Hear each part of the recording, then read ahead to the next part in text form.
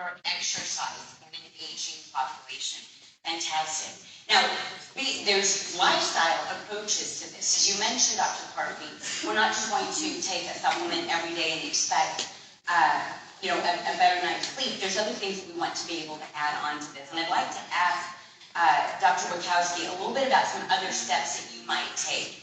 I'll often get asked about when I should be eating, how late should I be eating, but probably the biggest will they or won't they is exercise and getting a good night's sleep for managing those hormones that dictate our habits that we do every single day is so important.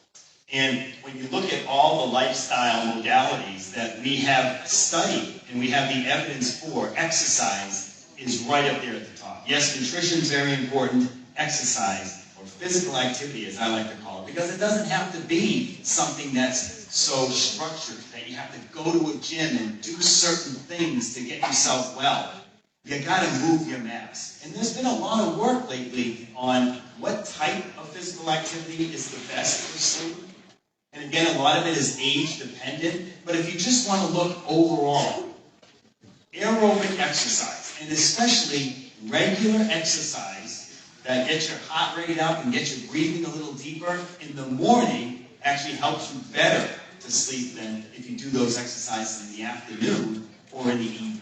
So morning routine, so important to set up your day, but also to set you up for a better night's sleep. So aerobic exercise. If you like it, or you don't have the time to do that in the morning, and you'd like to do a little something before you go to sleep, you don't want to do anything rigorous for about 3 hours before you go to sleep. That's a pretty good rule of thumb, and that's been shown in the evidence. But also, if you want to do something simpler, like yoga or stretching, maybe that hour before you go to bed would be a better idea than to go out for that run just before you want to fall asleep. Some of it has to do with body temperature. When you raise your body temperature, you don't really get that good, deep, restorative sleep. It takes a while for your body to cool down. So you want to do something that's very relaxing and stretching just before we go to sleep. I'm so glad that Dr. Dan brought up, can I call you Dr. Dan? Dr. Dan is what everyone calls me, yeah. I'm so glad that Dr. Dan had brought up temperature. Temperature is incredibly important when it comes to getting a good night's sleep. Some people will often ask, is there something I can do besides supplementation to help me get a good night's sleep? And you had mentioned not doing anything overly stimulating about 3 hours before you fall asleep. The things that raise body temperature can be a concern. We definitely want to lower our thermostat at night. We also want to lower the temperature on the devices that we're looking at, right? We want to make sure that if you have a night light in the house or something that's a pink hue and orange hue instead of bright full spectrum lights. One of the things that's interesting, going back to Dr. Parkey's product with Prime Sleep, is that melatonin has also been shown to be beneficial for regulating that sleep temperature. Right? So we want our thermostats to be turned down.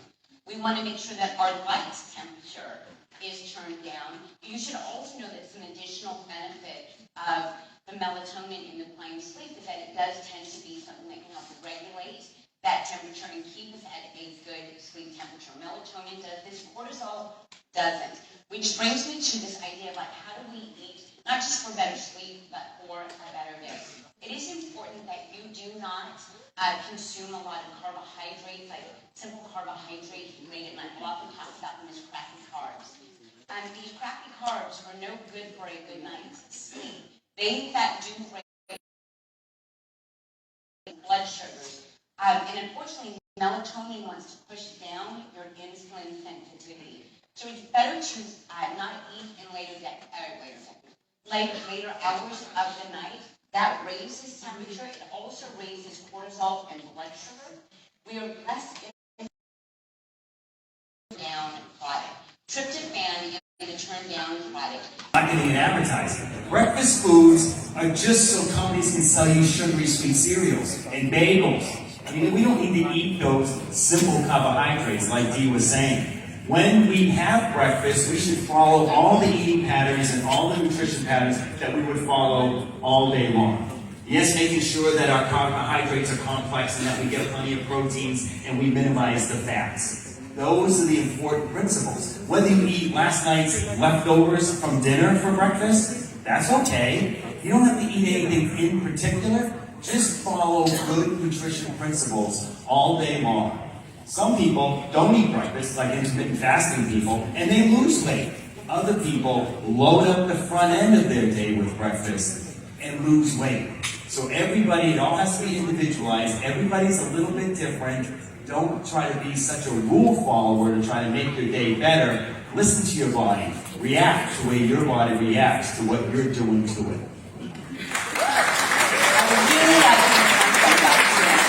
We will often hear from health gurus, health influencers, that there's one way to do something. There's the right way to do something. You guys, let's just get that out of the way. As for the right way, right, my way, your way, these things don't exist. We have to listen to our body.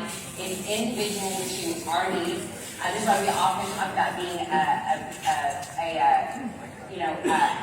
really focus on variety. That like that magnet, that variety is the spice of life, right? That is real for your diet, for your energy, for your the way we get stimulated, right? I mean, in particular, speaking about morning routines and stimulation, a lot of people say there's an alternative to coffee for that get-me-up, that jump. This is where I really think more knowledge about the MycoAdapt products can be beneficial, right? The MycoAdapt is one of those products that can be added to coffee, trim cafe, trim tea, but even your morning protein shake to add more of that endurance throughout the day, more energy throughout the day, that sustained energy throughout the day without the crash of coffee. More and more, we're hearing people want to hear about functional beverages, functional energy, right? Functional digestion, functional insulin balance. And these are things that you can find in products like MycoAdapt, Pure Collagen Plus, and even the fiber powder. They are considered functional ingredients that can be added to food and beverages. We've learned speaking about from Alex about shake and bake recipes.